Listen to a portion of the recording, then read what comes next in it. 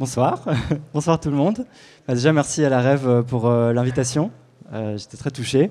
Merci à l'équipe d'organisation et à tous les bénévoles, évidemment, qui permettent cet événement. Je me présente, je m'appelle Victor Durand-Lepeuch et je fais un podcast qui s'appelle Comme un poisson dans l'eau.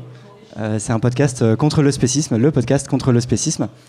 Et en fait, je suis tout particulièrement heureux de donner cette conférence aujourd'hui parce qu'à l'international, c'est une journée très spéciale. C'est la journée mondiale pour la fin du spécisme. Aujourd'hui même.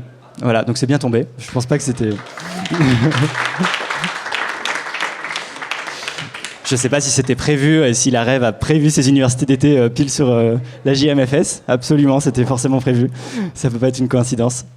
Voilà, donc aujourd'hui même, partout dans le monde, il y a des organisations et des activistes qui sont engagés pour les autres animaux, qui ont fait des actions dans la rue pour sensibiliser à la question du spécisme. Voilà, je pense que c'est important. Et un des buts de ma conférence, le but principal, c'est d'examiner les liens et les alliances possibles, disons, entre l'antispécisme et un nouveau paradigme dans l'écologie qui a émergé, le paradigme du vivant. Il s'est bien développé et il se trouve que ça tombe bien parce que je suis à la révolution écologique pour le vivant, donc je pense qu'il n'y a pas meilleur endroit pour soulever ce débat-là de comment est utilisé le discours du vivant en écologie et vous allez voir de façon assez spéciste en fait. J'espère que ça amènera à plein de discussions. J'en ai déjà eu aujourd'hui avant même la conférence et je pense qu'on en aura plein encore ce soir et demain, en tout cas j'espère. Voilà, mais en tout cas vous êtes les mieux placés pour avoir conscience et traiter cette question-là, je pense.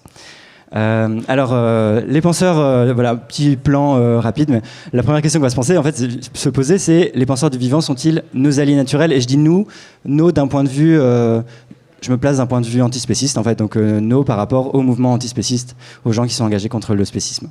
Alors il y a eu ce nouveau paradigme assez omniprésent au sein de la pensée écologiste qui a émergé ces dernières années. Je l'ai appelé la galaxie du vivant, je ne sais pas comment on pourrait appeler ça, pour avoir une vague idée à main levée. Qui a déjà entendu parler de Bruno Latour? Ok. Qui a déjà entendu parler de Baptiste Morisot? Ok, une moitié. Qui a déjà entendu parler de Vinciane Després? Un petit peu moins, c'était prévu. Ok, c'est à peu près ce que j'avais comme idée. Bon, bah, passons à la galaxie du vivant. On s'attendrait en fait à ce que ces personnes qui théorisent la place du vivant soient, disons, au moins sympathiques à la lutte contre le spécisme. Donc voilà, ces personnes-là, donc en fait la galaxie du vivant, c'est déjà des figures. Donc vous avez ces personnes dont je vous ai parlé, donc tout à droite, Baptiste Morisot, en dessous Bruno Latour, Vinciane Després. Il y a aussi beaucoup une influence de la pensée de Philippe Descola, même si lui-même n'a pas forcément contribué activement à faire émerger, mais en tout cas il a beaucoup inspiré beaucoup des penseurs et penseuses qui ont fait émerger ce paradigme du vivant. Et à côté de lui, Natacha Martin, qui est un petit peu moins connue et que j'ai découverte assez récemment, pour tout vous dire. Voilà, j'ai découvert des gens aussi dans le petit ouvrage qui résume, qui est sorti récemment, Les penseurs du vivant. La galaxie du vivant, c'est aussi en fait des maisons d'édition, parce qu'évidemment, il faut des livres pour faire avancer des idées. Et il y en a vraiment deux principales. C'est Actes Sud, qui fait un travail énorme pour faire avancer cette question, notamment avec sa collection Monde Sauvage. Vous allez voir, je vais souvent les reprojeter en fait dans la conférence parce que c'est très significatif de ce dont je parle ici. Et il y a aussi une maison d'édition qui est peut-être un peu moins connue, mais qui a aussi beaucoup d'impact pour faire avancer ça. En fait, c'est cette maison d'édition Wild Project qui a propulsé Baptiste Morisot, qui a publié son premier bouquin, son premier livre, et qui continue en fait à faire beaucoup pour. L'idée, c'est de faire connaître et importer des textes anglophones d'écologie politique, mais une certaine vision et une certaine tradition, un certain champ de pensée dans l'écologie qui ne résume pas tout ce que peut vouloir dire l'écologie. La galaxie du vivant, c'est aussi évidemment des relais médiatiques pour faire connaître ces personnes à la sortie des livres.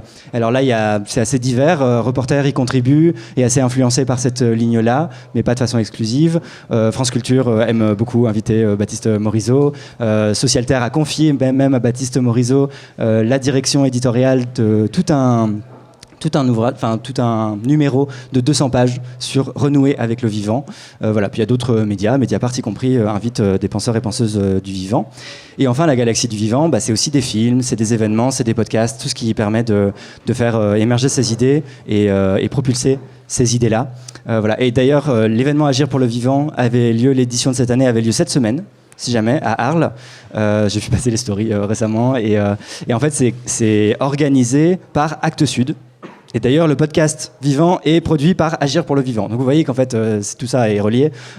Et bon, le film Animal de Cyril Dion, dont vous avez très certainement entendu parler, voire vu, on s'attendrait à ce que ce soit animaliste. En fait, c'est plutôt représentatif de cette pensée-là du vivant. Voilà, si vous l'avez vu, peut-être que vous vous doutez pourquoi. Alors, la grande question, question principale en fait pour mon intervention ce soir. Est-ce que ces personnes, ces penseurs et penseuses du vivant, sont nos alliés d'un point de vue antispéciste? Et on s'y attendrait, parce que, est-ce qu'elles soient au minimum sympathiques, disons, à l'idée, à la lutte contre le spécisme? Déjà parce qu'elles luttent toutes contre l'anthropocentrisme, c'est un discours phare, un élément phare de leur discours. Et pour cesser donc de penser que l'humain est au centre et doit être supérieur à tout le reste de la nature, du monde. Ça, c'est vraiment quelque chose qu'ils dénoncent de façon très claire. Ils parlent beaucoup des animaux, et de façon assez positive, et en appelant même à leur accorder plus de considération. Et ils proclament vouloir lutter pour tous les vivants et prendre en compte les discriminations. Donc là, il y a tous les éléments qui, a priori, nous feraient dire conclure que l'implication, c'est qu'ils sont engagés contre le spécisme ou à minima des alliés. Alors, qu'en est-il réellement? Comme vous le voyez, Baptiste Morisot, a priori, plutôt non, qui nous dit, en faisant basculer les animaux sentients dans la catégorie des personnes, l'antispécisme rejoue et pérennise ce dualisme qui condamne tout le reste, les végétaux, les animaux non sentients, les milieux, à rester de la nature ressource, des moyens pour les personnes, humaines et animales désormais. En prétendant révolutionner la morale moderne, il pérennise sa structure la plus toxique. Il y a aussi Vinciane Després, qui nous dit n'y a-t-il pas d'autre solution que ces deux branches d'une alternative aussi peu imaginative? L'humain est un animal pas comme les autres, et l'humain n'est qu'un animal comme les autres. L'humain n'est pas un animal comme les autres, pas plus que les corbeaux, les éléphants et les cachalots, mais j'ai le sentiment que c'est également ce que négligent nombre de libérationnistes et d'antispécistes. Bruno Latour remarquait que les antispécistes, parce qu'ils essayent de ramener tous les vivants à la vision morale des humains, tendent à complètement ignorer la multiplicité des manières de vivre et d'être moral. Voilà, le fameux Bruno Latour qui a inspiré notamment beaucoup Morisot, notamment qui a échangé, contribué avec Vinciane Després à l'émergence de ce paradigme du vivant, et qui lui disait dans une tribune où il distinguait antispécisme et multispécisme au profit du multispécisme plutôt que l'antispécisme, en disant, chose intéressante, l'antispécisme est en décalage complet avec le tournant des sciences sociales vers la compréhension des autres espèces, loups, forêts, champignons, plantes, microbes ou chiens, qui transforment si profondément l'anthropologie. Dans ces mouvements qu'on appelle en anglais multi ou interespèces, le but n'est pas de ramener tous les vivants à la seule conception humaine de la moralité, mais au contraire d'apprendre des autres espèces qu'il y a bien d'autres façons d'exister et bien d'autres manières d'être morales, anti- ou multispécistes, deux manières opposées de combattre la morgue des humains. Et là, vous voyez, il y a déjà un schème récurrent de rejet de la morale, de prononcer ça en termes de moralité. Et enfin, Nicolas Truong, qui était l'auteur, en fait, le journaliste à la rubrique Idées du Monde, qui l'est toujours, et qui a notamment fait un ensemble d'entretiens avec les penseurs du vivant, dont est issu l'ouvrage que vous avez vu tout à l'heure. Et lui, citant Emmanuel Coccia, il dit que Emmanuel Coccia se montre sévère avec la criminalisation de la nutrition par l'antispécisme et certaines formes de véganisme, parce que l'alimentation est cet acte de réincarnation qui fait que tous les vivants prennent le corps des autres et donnent aussi le corps aux autres. Voilà, ça fait déjà 4 takes très contre l'antispécisme par 5, même si on pense qu'il y a aussi Emmanuel Coccia, du coup cité par Nicolas Truong, qui sont assez opposés à l'antispécisme. Donc première surprise de ma part quand j'ai découvert cette accumulation de questions. Et en fait, ça va au-delà de ça. C'est pas juste, là c'est très clair, qui se positionne en tant qu'opposant idéologique très clairement à l'antispécisme. En fait, ça va plus loin. Déjà, c'est pas juste un oubli des animaux. C'est pas comme si ça pourrait être excusable. On peut pas penser à toutes les questions à la fois. C'est pas comme s'ils étaient positionnés dans l'écologie et ils pensaient pas à parler des animaux. En fait, ils le font. Ils parlent explicitement des animaux, mais c'est une exclusion volontaire, consciente et théorisée. Et c'est pas juste du spécisme ordinaire. C'est pas le spécisme de mes parents qui ont jamais lu sur la question, qui sont pas très informés, qui ont toujours mangé de la viande, grandi dans une société spéciste. À la limite, on peut comprendre. En fait, ils sont pas spécistes comme n'importe qui parce que c'est des producteurs, productrices d'idéologie. C'est des gens qui, en fait, se positionnent comme des opposants idéologiques de notre lutte sociale et qui agissent activement pour maintenir le statu quo depuis une position d'influence. En fait, ils ont beaucoup d'influence. Ils sont relayés dans les médias, ils écrivent des livres, donc ils ont, je pense, une forme de responsabilité individuelle qui les distingue finalement du spéciste lambda, on pourrait dire. Voilà. Et aussi, je pense que c'est important de faire remarquer que l'opposition de ces figures-là, qui sont assez prédominantes, disons, dans la pensée écologiste, et on pourrait dire plus largement de la pensée de gauche, aujourd'hui, en fait, aggrave le retard c'est déjà le cas. En fait, le spécisme est très peu investi dans la question politique actuellement, dans le monde entier, en France tout particulièrement. Donc en fait, ça aggrave encore plus ce retard et la prise en compte de la question du spécisme. Donc c'est vraiment quelque chose qui ralentit encore plus une lutte sociale, qui fait aller les choses dans le mauvais sens.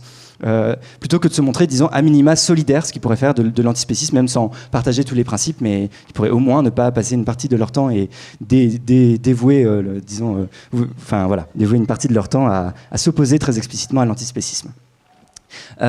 Et aussi, c'est pas une question qui est déconnectée de leur théorie. C'est pas comme s'ils ajoutaient ça à leur théorisation par ailleurs, et de temps en temps, quand on leur pose la question en interview, ils se positionnent parce qu'on leur demande. En fait, non, c'est vraiment articulé dans leur théorisation même de la pensée du vivant. Donc ils utilisent finalement leur théorie du vivant contre l'antispécisme. C'est aussi un élément intéressant, et c'est ce que j'aimerais vous montrer dans cette conférence un peu rapidement. Donc voilà, on va rentrer un peu plus dans le détail sur comment en fait finalement le vivant peut se retourner contre les animaux, paradoxalement, et alors qu'on pouvait ne pas s'y attendre et être surpris, disons que ça arrive. Alors déjà, je vous parlais de leur critique de l'anthropocentrisme. Elle est effective. Vraiment, ils offrent une critique de cet anthropocentrisme. Ça remonte beaucoup à l'anthropologue Descola qui a montré justement que on était dans la modernité dans une forme de dualisme injustifié entre nature d'un côté, culture de l'autre. On pourrait dire aussi l'humain d'un côté qui se pense supérieur et extrait de tout le reste de la nature qu'il peut donc exploiter, animaux comme végétaux, comme écosystèmes compris. Et donc c'est un élément d'analyse des crises écologiques qui est intéressant.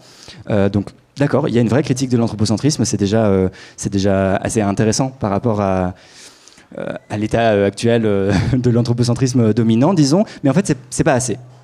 Car au sein de ces deux ensembles, nature et culture, en fait, il y a différentes catégories d'individus et il y a des rapports de pouvoir, des discriminations, des dominations qu'il faut aussi savoir analyser et critiquer, et pas seulement en tant que grande opposition entre humains d'un côté, reste de la nature de l'autre, ou voilà, nature-culture. Il y a plus de travail à faire en fait dans la dénonciation, dans le dépassement de l'anthropocentrisme.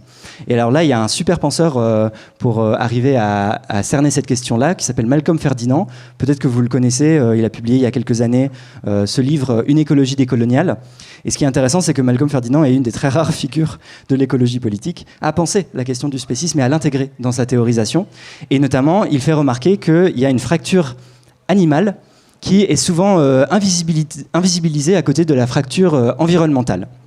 Et donc pour décrire ça, il explique, il dit « J'appelle environnementalisme », comme distingué de l'écologie, l'ensemble des mouvements et courants de pensée qui tentent de renverser la valorisation verticale de la fracture environnementale sans toucher à l'échelle de valeur horizontale. Donc l'échelle de valeur horizontale, c'est justement tous les individus qui sont dans ces grandes catégories homogénéisées et en fait qui ont des intérêts divergents, où il y a des rapports de pouvoir et de discrimination, et lui appelle à le penser. Par exemple, la question du racisme qui crève les yeux, la question de la colonisation, voilà, c'est des choses qu'il appelle à penser au sein de la division horizontale.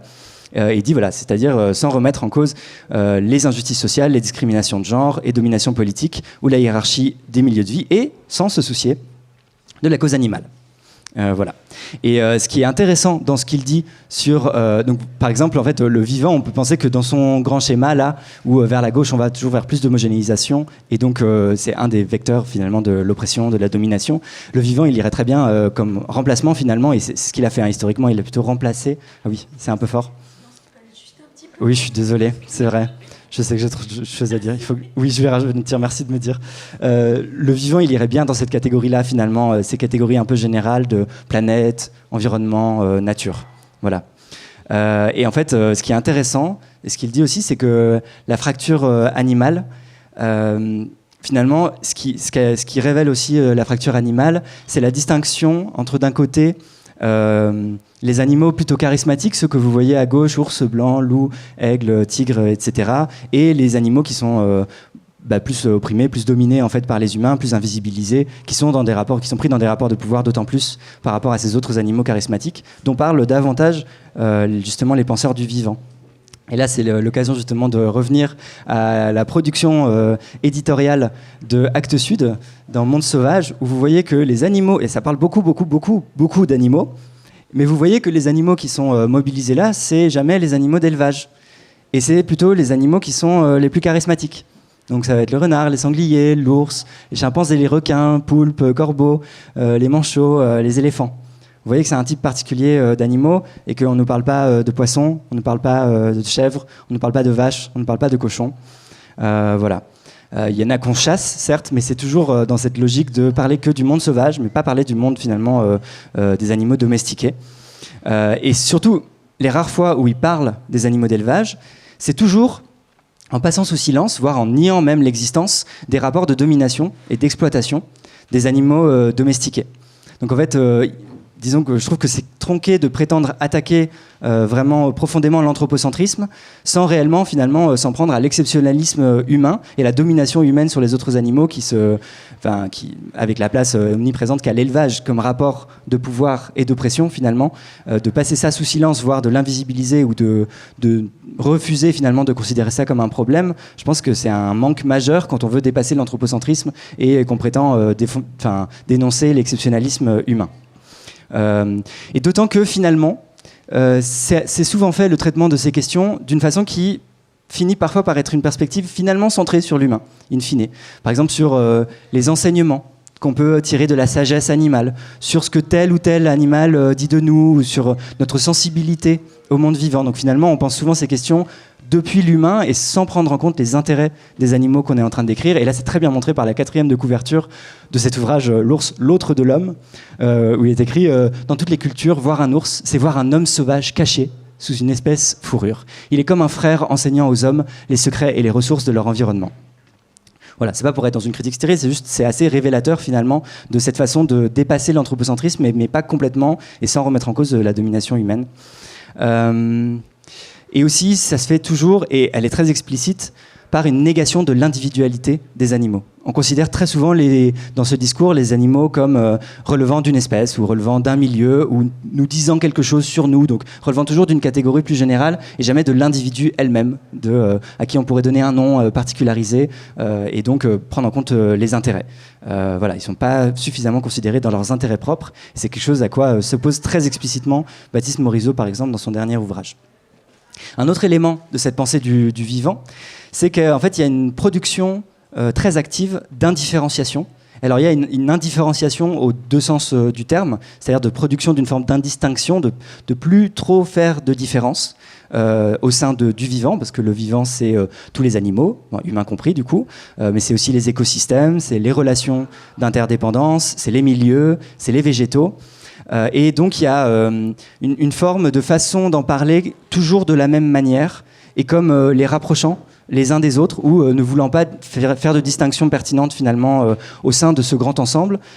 C'est quand même un peu subtil parce que par exemple dans la pensée de Morisot il y a un vrai appel à considérer leur diversité et leur singularité. Donc Morisot me répondrait tout de suite mais non c'est pas vrai. Mais en fait il y a quand même insidieusement une forme d'aplatissement de certaines spécificités qui sont vraiment très importantes au sein de cette grande catégorie du vivant, et notamment la principale dont on parle beaucoup au sein de l'antispécisme, de la pensée antispéciste, c'est la question de la sentience, qui est une différence assez fondamentale. La sentience, c'est la capacité à ressentir des choses subjectivement, et donc ça fait qu'on peut nous faire du mal, on peut nuire à nos intérêts, nous faire souffrir, mais aussi nous causer des plaisirs, on peut avoir des plaisirs à l'inverse. C'est une différence qu'on trouve assez fondamentale et qui permet, par exemple, je suis désolé d'enfoncer des portes ouvertes, mais de distinguer entre le fait de casser un pot de fleurs ou de casser le bras d'un écureuil. Ça fait pas la même chose, ça a pas les mêmes conséquences morales. Parce que c'est pas des individus, bon à droite c'est même pas des individus finalement, mais c'est pas du vivant au même sens par rapport aux conséquences morales de nos actions sur eux. Dans un cas, on peut vraiment faire du mal et nuire à un individu. Dans l'autre, on a cassé un pot de fleurs. Et c'est pas trop grave en général. C'est grave quand c'est fait de façon massive, dans une intervention sur les écosystèmes et que ça peut avoir des conséquences négatives ensuite sur notre environnement et donc nuire à des individus qui peuvent le ressentir. Mais pour la plante elle-même, a priori, c'est pas trop grave.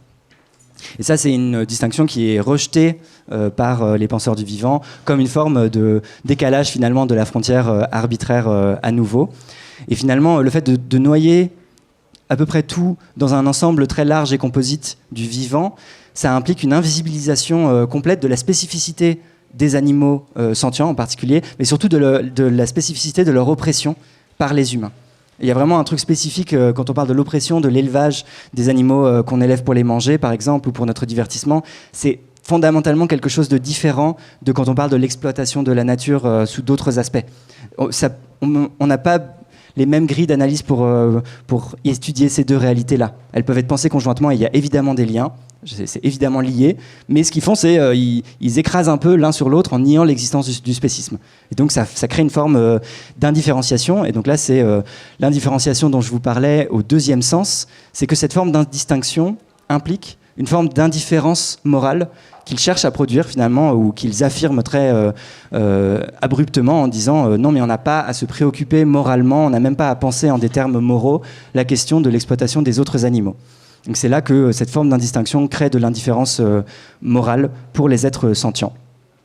Et il y a un autre procédé un peu, c'est que le fait de rapprocher finalement les animaux des plantes, souvent c'est ce qui est fait, et très souvent on retrouve, et notamment dans la production éditoriale de Actes Sud, des ouvrages sur les prouesses des arbres par exemple, ou qui invitent à s'émerveiller sur les plantes. Et le fait de traiter de la même façon cette question des végétaux à côté d'ouvrages qui traitent de questions sur les animaux, finalement ça implicitement, le fait de les traiter de la même manière et d'appliquer à peu près les mêmes grilles d'analyse pour ces deux catégories-là, finalement ça rabaisse les animaux. C'est d'autant plus facile de dire ah bah comme les animaux on en parle comme pour les plantes comme pour tout le vivant finalement, c'est d'autant plus facile après de dire bon mais on peut pas penser les animaux en termes moraux comme on pense entre humains, parce que sinon ce serait absurde de le faire pour les plantes. Ça rend d'autant plus facile finalement le pseudo-raisonnement par l'absurde qu'ils essayent de nous dire vos grilles d'analyse antispécistes ne sont pas pertinentes et on n'a pas à parler en termes de domination sur les animaux,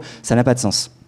Donc en fait finalement il y a un refus explicite de l'égalitarisme vis-à-vis des autres animaux à qui on peut nuire, dont on peut nuire aux intérêts. Et finalement, encenser les plantes d'un côté permet de mieux rabaisser et déconsidérer, invisibiliser les animaux qui peuvent souffrir. Voilà. Et on en vient en fait au problème principal de cette pensée du vivant, c'est que parler des animaux, on était parti de là, il parle beaucoup des animaux, suffit pas du tout pour être animaliste. Du coup, je vais pas trop présenter ça, mais c'est pas grave, je n'ai pas le temps de détailler, mais voilà. Voilà, parler des animaux, ça suffit pas du tout pour être animaliste, alors que les penseurs du vivant en parlent beaucoup, mais ils en parlent jamais pour défendre leurs intérêts. Ils en parlent toujours non en tant qu'individu, mais en tant que relevant d'une espèce, en tant que disant quelque chose sur nous. Et aussi, disons que ils le font toujours pour relégitimer les pires pratiques qui verrouillent la domination humaine sur les autres animaux. Donc finalement, si c'est prétendre dépasser l'anthropocentrisme, mais en passant sous silence le pouvoir et la violence, si c'est pour parler de la domestication comme d'une relation d'amour mutuel, comme on le lit parfois, si c'est pour faire passer la mise à mort pour du respect, comme on le lit parfois aussi, si c'est pour décrire des pratiques de torture comme la prise en compte du bien-être. En fait, s'il y a toutes ces choses-là, pour moi, je pense que c'est assez juste de dire que c'est juste de la mystification et une forme de défense du statu quo actuel de l'oppression sur les autres animaux. En fait, c'est un discours oppressif qui ne dit pas son nom. Puisque finalement, il revient à dénier les droits à une vie digne à d'autres individus, tout en appelant certes à mieux considérer leur complexité, leur richesse. Mais en fait, c'est pas un décentrement authentique, si c'est un décentrement de surface.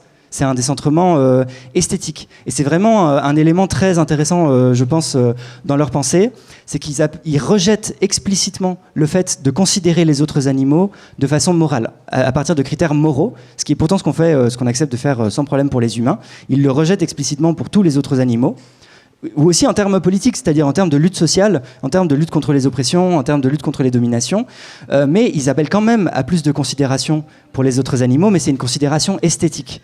Et c'est pour ça joue très bien sur tout le discours qu'on retrouve dans cette pensée-là du vivant, de crise de la sensibilité, dont nous parle Morisot. Donc ça nous renvoie à ce qu'on perçoit, nous, en tant qu'humains, par rapport au reste du vivant. D'appel à l'émerveillement, là c'est encore une question esthétique, il faut s'émerveiller pour résoudre le problème écologique, et la crise écologique émergerait, selon Baptiste Morisot, d'une crise de la sensibilité et d'un défaut d'émerveillement chez nous. C'est encore juste un appel à la considération esthétique. Voilà, il y a une forte place accordée dans toute cette galaxie du vivant à l'art, à l'importance de faire émerger de nouveaux récits. C'est quelque chose que dit beaucoup Cyril Dion aussi, l'émergence de nouveaux récits, ou un appel à changer notre regard. Vous voyez ce qu'ont en commun tout un peu ces façons de réfléchir, c'est que ça invite juste à changer notre regard d'un point de vue un peu esthétique sur les autres animaux, à mieux les considérer ou à mieux les connaître d'un point de vue très naturaliste, mais pas forcément à mieux lutter pour leurs droits, à mieux défendre leurs intérêts, à mieux dénoncer la domination humaine sur ces autres animaux. Et donc, peut-être que vous pensez que je suis un peu, remonté contre les penseurs du vivant, ou que c'est pas complètement honnête comme critique, et j'aimerais avoir le temps de rentrer plus en détail. Je sais qu'il pourrait y avoir des objections que me feraient très certainement des penseurs du vivant, Morisot le premier. Et pour vraiment vous rendre sensible à quel point des figures comme Baptiste Morisot sont très ouvertement spécistes. Déjà, en fait, je mets pas l'accent sur cette ligne de fracture par hasard. Je pense que c'est une ligne de fracture importante qui traverse l'écologie aujourd'hui. Et je le fais pas du tout dans une intention polémique ni d'attaque de ces figures en tant qu'individus. C'est vraiment leurs idées que j'attaque, en tant que leurs idées sont opposées à l'antispécisme et sont des armes finalement de régression de la lutte sociale qu'est la lutte contre le spécisme. Et c'est plus un appel finalement à s'emparer du sujet et à en débattre. Je ne dis pas que tout le monde sera d'accord avec ma vision et mon analyse des choses, mais au moins parlons-en et au moins ayons conscience de ce que disent ces personnes-là et ces figures par rapport à la question du spécisme. Et alors voyons ça pour Baptiste Morisot, justement. Est-ce que c'est juste un chantre du vivant, ou est-ce qu'il n'y a pas une forme finalement de perpétuation du spécisme dans le discours de Baptiste Morisot? Et alors pourquoi je prends lui finalement? Déjà parce que c'est un des plus influents, c'est un des plus connus. J'ai vu quand je vous ai demandé, avec Bruno Latour, vous semblez plutôt être nombreuses à le connaître. Il est, je pense, assez représentatif des idées générales qu'on voit dans cette galaxie des pensées du vivant. Et aussi parce que récemment, on m'a fait savoir qu'il était sorti du bois. Alors, paradoxe pour quelqu'un qui va pister les loups, il est sorti du bois, en prenant la peine dans son dernier ouvrage, finalement, paru récemment, L'Inexploré, d'expliciter, ce qui est en soi une bonne chose, je trouve, de enfin être assez clair sur quelles sont ses positions vis-à-vis de l'antispécisme. Et il le fait de façon très développée, en plusieurs dizaines de pages, dans un détour, le 3e détour de son livre, qui est une forme d'annexe, qui est intéressante à plusieurs égards. Au premier égard, parce qu'en fait, il y a une dénégation du spécisme, et c'est ce qui sous-tend toute son argumentation, c'est que le présupposé, il part du présupposé que le spécisme, ça n'existe pas, que c'est pas une bonne façon d'analyser notre rapport au vivant. Et donc il dénie finalement toutes les connaissances qu'on a désormais sur l'existence du spécisme, qui est étudié par alors initialement la philosophie morale, mais qui est aussi objectivé et étudié en psychologie sociale par des scientifiques sur nos biais internes, qui est étudié en sociologie, qui est étudié par plein de sciences sociales. Et alors j'ai pas le temps de vous faire une preuve que le spécisme est un sujet d'étude et de recherche très précis et déjà bien développé. Je vous invite pour ça à écouter comme un poisson dans l'eau. Je reçois plein de spécialistes de la question et j'espère que vous en serez convaincus après l'écoute. Mais finalement, je pense que c'est pas complètement faux de dire que en 2023, dénier l'existence du spécisme, prétendre que ça n'existe pas, c'est tout simplement de l'obscurantisme. C'est-à-dire c'est de la désinformation. Peut-être que c'est Baptiste Morisot lui-même qui n'est pas suffisamment informé sur les dernières recherches sur la question, auquel cas il n'y a pas de souci. Si quelqu'un le connaît, s'il vous plaît, faites-lui savoir et transmettez-lui ces connaissances-là. Et j'espère qu'il aura l'ouverture d'esprit de changer d'avis et de ne plus en parler de la même façon. Mais en tout cas, quand on l'analyse d'un point de vue politique, finalement, quand on veut légitimer une domination, ce qu'il fait, il légitime le spécisme, la solution la plus simple, c'est souvent juste de nier son existence.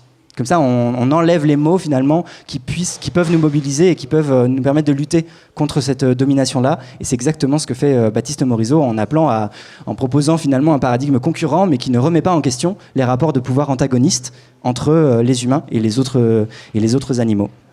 Et il a le luxe, pour ce faire, et c'est assez frustrant, de juste s'appuyer sur le sens commun de la supériorité humaine, en fait. Comme on est dans des sociétés qui sont extrêmement spécistes, où tout le monde trouve ça assez normal, on est assez peu finalement à remettre ça en question, et du coup, de son côté, il peut affirmer des choses assez rapidement, et puis en fait, ça va choquer très peu de personnes, et il va pas se sentir le besoin de devoir le justifier. Alors que de notre côté, les antispécistes, on s'appuie sur des études scientifiques, sur plusieurs années de recherche, sur des arguments très élaborés, sur l'état le plus avancé finalement des connaissances. Et pourtant, c'est pas assez pour concurrencer ça médiatiquement. Voilà, on ne se bat pas à armes égales en même temps, mais je pense que les bons arguments et le meilleur état des connaissances devrait l'emporter. Un dernier point avant d'arriver à ça, mais tu peux le laisser sans souci. Ça se manifeste, cette dénégation du spécisme, par le fait qu'il parle que des antispécistes ou de l'antispécisme, comme si c'était une théorie qu'il considère comme fausse. Mais du coup, il parle jamais finalement de ce qu'est le spécisme, de ce qu'est cette discrimination et cette oppression. Et il parle aussi que de véganisme. Voilà. Et en fait, ça nous éloigne du sujet principal, qui est ce dont moi j'aimerais qu'on puisse parler beaucoup plus souvent, et y compris quand on a accès en particulier à des espaces éditoriaux et médiatiques. C'est finalement de visibiliser la question du spécisme plutôt que de décaler la question pour pas avoir à en parler. Voilà. Ça m'a fait penser à ces tweets d'Insolente Veggie, peut-être vous la connaissez, sinon sautez sur ces BD, c'est à peu près la meilleure vulgarisation qu'on ait sur la question de l'antispécisme. Et voilà, elle montre un peu des takes éclatés par rapport à la question du sexisme il y a quelques décennies, qui, j'espère, à toutes et tous dans la salle, nous paraissent extrêmement choquantes. Et le problème, c'est qu'on n'a pas le même radar du fait de la situation sociale dans laquelle on est, qui est beaucoup plus spéciste que sexiste, ou disons qu'on a... Il y a une meilleure avancée du mouvement féministe, il y a une meilleure connaissance de quelles sont, même quand ça paraît un peu plus subtil que d'habitude, de ce qui relève du sexisme ou pas, ce qui relève de l'oppression patriarcale. On n'a pas toujours ces anticorps-là pour la question du spécisme, parce qu'on ne l'a pas assez pensé, parce que c'est pas assez connu. Et donc en fait, des choses qui devraient nous choquer tout autant, peuvent ne pas nous choquer à la juste mesure, et du coup je vous mets ça comme rappel de autorisez-vous à être choqué par les citations qui vont venir de Baptiste Morisot par rapport à ce qu'elles représentent réellement. Voilà, alors notamment il y a une des citations un des arguments, si on peut appeler ça un argument qui met en avant, c'est tout simplement la défense d'un statu quo en s'appuyant sur l'idée de nature. Donc là il écrit, je vais peut-être essayer de le lire ici plutôt, je ne sais pas si vous arrivez bien à lire, moi c'est peut-être que je suis proche de l'écran. Le véganisme ontologique est aussi extraterrestre parce que ses tenants considèrent que leur nature morale transcende leur nature de mammifères mangeants. Quand le moderne hors-sol, aussi extraterrestre, estime que son privilège d'humain d'être un mangeur non mangeable, auto-érigé au-dessus et auto-extrait des milieux vivants, transcende sa nature de membre des communautés biotiques. Donc en fait là, je fais la traduction. En fait, c'est le vieil argument qu'on a de oui, mais on est des prédateurs, on a évolué en mangeant des animaux, c'est dans notre nature, et c'est intégré dans les communautés biotiques, c'est-à-dire voilà, c'est dans notre nature de manger des animaux. En gros, c'est la traduction, version plus simple et moins élégante, parce qu'il écrit bien, Baptiste Morisot, mais c'est le même argument de l'idée de nature et de l'utilisation de cette question de la prédation qui serait supposément naturelle, et que si on renie la prédation pour nous, si on renie le fait d'avoir, si on renie la domination humaine sur les autres animaux, ça nous ferait sortir des équilibres naturels ou de ces équilibres du vivant. C'est cette idée-là. Et la citation d'après est un peu encore plus choquante finalement. Il écrit le mangeur terrestre récuse la manière de formuler les problèmes que revendique le déductivisme moral des antispécistes. Il considère que l'humain est un animal étrange issu de la longue histoire de la vie qui consiste à s'entremanger joyeusement. C'est très joyeux, à tous les niveaux et à toutes les échelles, et que conséquemment, il n'y a pas de crime en soi dans l'acte de manger un animal, ni de péché originel. Voilà, là pareil, en fait, utilisation de l'idée de nature avec quelque chose d'assez choquant, de dire qu'en plus c'est quelque chose de joyeux et qu'il faut accepter en toute bonté. Remarquez qu'on n'accepte pas ça en fait entre humains, et que c'est plutôt une bonne chose, et c'est plutôt un progrès, et que juste il compte sur le sens commun, qu'on va jamais penser à appliquer ce qu'il dit aux humains. Donc en fait, il prétend traiter de façon uniforme tout le vivant, mais c'est toujours en s'appuyant sur l'implicite que les humains, on les traite pas pareil, que c'est ok. En fait, on continue à raisonner en termes moraux, politiques, en lutte sociale entre les humains. Et en fait, finalement, ça concerne que les autres animaux qui se retrouvent piégés dans cette rhétorique. Sur cette question de comment l'idée de nature peut être mobilisée dans certains discours de l'écologie, je vous invite à écouter notamment l'épisode de podcast, une des parties de l'entretien avec Antoine Dubiot. Peut-être que vous le connaissez, c'est l'auteur de cet ouvrage Écofascisme qui a pas mal fait l'actualité. Et l'auteur parle un peu de cette idée de nature, notamment dans les écofascismes, mais on en a aussi parlé dans les discours écologistes, et on en a parlé par rapport à Baptiste Morisot et par rapport au multispécisme qui est opposé comme alternative à l'antispécisme. Donc ça peut être une ressource intéressante où on parlait de ça. Et aussi, je vous renvoie, je disais, en fait, j'ai pas le temps de développer autant qu'il faudrait. Il faudrait faire une conférence entière sur ce que représente l'idée de nature et en quoi elle est utilisée pour légitimer énormément d'oppression, et notamment de façon éminente le spécisme. Mais il y a un site qui le fait aussi extrêmement bien et qui compile toutes les critiques de cette idée de nature, et ça s'appelle contrenature.org. Je vous encourage vraiment à aller faire un tour. Il y a des choses très intéressantes. Et aussi, j'ai une brochure que j'ai laissée dans ma tente, mais je vous promets, je vous la mettrai à disposition sur les grandes tables juste derrière, qui s'appelle En finir avec l'idée de nature, renouer avec l'éthique et la politique. Voilà, je cite de tête, je ne sais pas si c'est exactement ça, mais je vous incite à en prendre autant que vous voulez et à les lire aussi, ça peut être intéressant. Voilà. Dans le discours de Baptiste Morisot, il y a aussi, en fait, et on en arrive aux parties les plus choquantes, souvenez-vous ce que disait Insolente Veggie par rapport au tech éclaté, il y a une défense vraiment très décomplexée de la domination humaine qui ne cherche pas à se justifier, finalement. Par exemple, il écrit, très sereinement, selon lui, « Tout le débat de philosophie morale est donc clos ici, en une phrase sereine. Non, ce n'est pas un crime de manger des animaux, ni de les élever en partie pour cela, ni de les chasser. Voilà, rien d'autre à dire sur ce sujet précis. » Bon, il y a 50 épisodes de Comme un poisson dans l'eau qui nous disent qu'il y a un peu plus à dire sur la question. Mais vous voyez à quel point, en plus, il est péremptoire et il ne cherche même pas à justifier l'affirmation brute et simple et nue du suprémacisme humain. Et moi, je n'avais pas connaissance vraiment, avant de lire son livre, qu'il était si ouvertement spéciste, en fait, et assumé.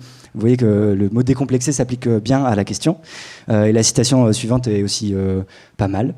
Le mangeur terrestre mange-t-il de la viande ? Oui, mais plus rarement, de façon consciente, en refusant celle qui ne fait pas sens dans sa conception d'un élevage terrestre, et tout autrement, toujours avec le recueillement minimal de se souvenir que c'était un animal qui a vécu. Vous voyez, tant que nous, humains, on se souvient, c'est bien pour l'animal. Et ça ne prend jamais en compte le point de vue de l'animal qui a été élevé dans les souffrances et tué pour être mangé. Mais bon, si vous êtes vegan, vous avez l'habitude d'entendre des discours similaires. Et là, c'est juste mis dans une sauce plus littéraire et plus au goût du jour. Mais en fait, c'est les mêmes arguments qu'on retrouve de « mais les plantes », c'est vous les anthropocentriques », voilà. Que c'était un animal qui a vécu, et avec un moment de gratitude pour la circulation de la chair qui passe d'un vivant jusqu'à lui, toujours comme une fête vivante. Vraiment, c'est quelque chose de joyeux, apparemment. Il vit dans l'acceptation sereine et grave qu'on fera au mieux, mais que la souffrance, la mort, l'usage des uns par les autres resteront bien présents, sans que cela soit une défaillance de la réalité ou de la morale, mais parce que c'est la vie. Je vous laisse imaginer si on appliquait cette phrase-là pour justifier des oppressions humaines, tout ce qu'on pourrait justifier, en fait, et qui nous choquerait de façon explicite, mais qui passe plus inaperçu quand c'est fait par rapport aux autres animaux. Mais en fait, c'est les mêmes discours, c'est les mêmes procédés rhétoriques qui cherchent à justifier le patriarcat, le sexisme, le racisme, l'homophobie. En fait, toutes les oppressions ont été justifiées par ce même type de discours de « c'est la vie, c'est comme ça, il n'y a rien à changer, c'est l'ordre des choses ». Donc je vous remets un petit coup, au cas où vous ayez oublié, d'Insolente Veggie. Voilà. Vous vous souvenez les takes éclatés ? J'espère que ça vous paraît aussi éclaté que moi, ce qu'on lit de Morisot. Et en fait, ce qui est intéressant, c'est qu'à un moment aussi de cette annexe 3, de ce détour 3, il se présente vraiment comme... il met sa pensée comme la principale digue à opposer à l'antispécisme. Et ça lui paraît plus important que tout. Il dit s'il n'y a qu'un principe dans le régime terrestre, donc le manger terrestre, c'est ce qu'il propose comme alternative finalement à l'antispécisme. Et c'est le fait de pouvoir manger des animaux, mais pas trop, mais avec le respect, mais on peut quand même les manger. Je vous résume ça assez rapidement, c'est un peu plus développé, mais globalement c'est ça. Et donc, s'il n'y a qu'un principe dans le régime terrestre, c'est qu'on refuse de ne pas manger des animaux par principe. Ils seraient ontologiquement non comestibles pour nous, véganes, antispécistes. On peut ne pas les manger pour d'autres raisons.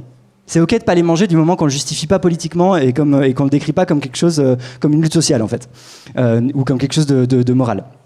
Dès qu'on opère cette décision que l'animal est par principe non comestible, on criminalise la prédation, on s'érige en position d'unique créature morale capable de sortir de la malédiction de la vie terrestre depuis toujours, et on s'extrait ce faisant, philosophiquement, des interdépendances vivantes dans lesquelles, au contraire, il faudrait se retisser. Donc en gros, il faut se donner la possibilité de manger des animaux pour continuer à être tissé dans le tissu du vivant. C'est ça, hein, de rester dans les interdépendances et ne pas sortir de la nature. In fine, c'est ce que dit ce discours. Et moi, je trouve que c'est vraiment révélateur de quelque chose. C'est au-delà de l'anti-égalitarisme, du refus d'appliquer des grilles de libération et d'égalité pour les autres animaux. C'est révélateur que la pensée que produit ici Baptiste Morisot, c'est un backlash réactionnaire, en fait. C'est-à-dire que ça lui semble plus important, s'il n'y avait qu'un principe à retenir de son manger terrestre, c'est d'être opposé à l'antispécisme, c'est d'être opposé au principe de ne pas manger des animaux, plutôt que d'être opposé à l'élevage industriel. Parce que souvent, il les renvoie dos à dos, dans une espèce de biais du juste milieu de il faut à la fois pas être dans l'excès de c'est plus terrestre, selon ses mots, d'avoir un élevage trop intensif comme on l'a actuellement. Donc ça, il le critique, il n'y a pas de souci. Il est dans la pensée mainstream de l'écologie qui dénonce l'élevage industriel. Mais c'est pour mieux renvoyer dos à dos, finalement, le véganisme et l'antispécisme, en disant bon, bah, c'est les deux excès, et il faut être dans le juste milieu. Le manger terrestre, c'est le juste milieu de manger un peu des animaux, mais pas trop et dans le respect. Voilà. Et c'est pour ça que ça me semble assez juste de parler de digue, finalement, face à ce qu'il perçoit comme une déferlante de l'antispécisme qui prend de la place, et donc il érige finalement une défense efficace, selon moi, en fait, médiatiquement, du statu quo. Du statu quo et de l'ordre social, en fait, d'un ordre social spéciste. Et je veux juste rappeler, parce que j'en ai pas beaucoup parlé dans cette conférence, mais c'est pas des choses déconnectées, c'est pas juste du débat philosophique, en fait. C'est un ordre social, quand il le légitime, qui condamne à une vie de souffrance et à une mort assurée 3 millions d'animaux par jour en France. Donc en fait, c'est pas anodin ce qu'il est en train de faire. Je veux juste rappeler que c'est connecté à des réalités, à des êtres, à des individus qui souffrent en permanence, qui sont opprimés, qui sont dominés. Donc je pense qu'on a le droit, on est légitime à en appeler à une forme de responsabilité individuelle, à une forme de responsabilité intellectuelle de ces figures-là qui défendent de façon très décomplexée le spécisme. Voilà, donc j'en arrive à ma conclusion. Bon, ça, voilà, je l'ai dit. Et ça dit aussi quelque chose de leur projet écologiste, selon moi. Je pense que c'est un projet spéciste, ça on l'a vu, mais c'est aussi un mauvais projet écologiste, du coup. Si on veut, et je pense que ça commence à émerger, cette idée-là, elle devient très claire, qu'on ne peut pas penser un discours écologiste qui ne pense pas à la question des oppressions. Alors souvent, on parle plutôt des oppressions intra-humaines, donc on ne peut pas avoir une écologie qui ne pense pas à la question de la colonisation, qui ne pense pas à la question du racisme, qui ne pense pas à la question de l'homophobie, qui ne pense pas selon des prismes de genre. C'est quelque chose qui prend de la place, et c'est très juste, et c'est très bien que ça le fasse. Juste, il faut aller un peu plus loin et voir que c'est aussi quelque chose qui peut s'appliquer aux autres animaux, et que tant que l'écologie sera spéciste, ce ne sera pas le bon projet écologiste, ce ne sera pas le projet écologiste qu'il nous faut. Là, c'est vraiment mon avis personnel, et c'est quelque chose à débattre politiquement, mais je pense qu'il y a des très bonnes raisons pour le défendre, notamment parce que tant qu'on ne remet pas en question le spécisme, on laisse la porte ouverte en fait à un projet qui s'accommode d'oppression, et en plus le spécisme est corrélé aux autres oppressions, elles, intra-humaines. Les scores de spécisme en psychologie sociale sont corrélés au racisme, au sexisme, etc. Donc c'est aussi, d'un point de vue même écologiste, quelque chose qui doit faire débat, qui doit être contesté selon moi. C'est une écologie tronquée, c'est une écologie du statu quo, c'est en fait une écologie oppressive, pour moi. Et ça tombe bien parce qu'en fait, ah oui, si... Il y a une citation de Kautar Archi que j'aime beaucoup. Je ne sais pas si vous connaissez cette penseuse féministe, antiraciste, antispéciste aussi, anticapitaliste. Elle dit c'est ça la gauche à mes yeux, c'est ne perdre personne. Je me sens de gauche car je voudrais que personne ne manque. Je voudrais que tout le monde soit là, que tout le monde soit présent. C'est ça la gauche, c'est s'inquiéter pour les absents. Voilà, je pense que ça s'appliquerait aussi très bien à l'écologie, à ce que doit être un projet écologiste qui prend en compte tout le monde, plutôt que de continuer à invisibiliser les absents qui sont déjà invisibilisés et opprimés. Et par ailleurs, c'est pas anodin que du coup, quelqu'un qui a pu écrire ça prend pleinement en question et en charge intellectuellement la question du spécisme, comme le fait Kautar Archi. Et notamment, elle parle de ces idées-là dans 2 épisodes de Comme un poisson dans l'eau. Et une bonne chose, parce que j'ai pas envie de sembler que mon discours ni s'applique à l'écologie dans son entièreté, c'est pas du tout vrai, ni soit peu constructive et juste dans la critique un peu stérile. J'aimerais vous rendre confiant qu'il y a des projets alternatifs qui se sont déjà emparés de la question du spécisme, et pour moi c'est pas anodin que ce soit des projets écologistes finalement qui justement pense la question de ces oppressions intra-humaines de façon très explicite. C'est notamment le cas de Malcolm Ferdinand, comme on l'a vu, et c'est aussi le cas de Fatima Wassak, qui est invitée demain, justement, aux universités de la Rêve, et qui, de la même façon, dans son dernier ouvrage consacré à l'écologie, pour une écologie pirate, consacre un chapitre à la libération animale. Voilà, je pense que ce genre de projets, ils sont encore assez rares, et assez rares sont les figures qui prennent en charge la question du spécisme, mais je pense que c'est plus vers ça qu'il faut aller, plutôt que vers des discours qui continuent à légitimer certaines oppressions, qui oublient finalement certains individus. Et qui en oublient un sacré paquet, parce que ça fait beaucoup de millions et de milliards d'individus. Donc voilà, pour finir, juste, je pense qu'on est en droit de poser la question à toutes les figures de l'écologie. Allez-vous suivre Morisot et participer au backlash contre la... Tu peux rester, je l'avais mis au cas où, mais j'aurais pas besoin de cette citation-là. Est-ce que vous allez participer comme Morisot au backlash contre la progression vers plus de justice et d'égalité pour les autres animaux? Ou est-ce que vous allez être du côté d'une écologie, de la nôtre, j'espère, d'une écologie qui pense aussi à la question du spécisme et qui s'oppose au spécisme, donc une écologie aussi antispéciste? Voilà, merci beaucoup pour votre écoute.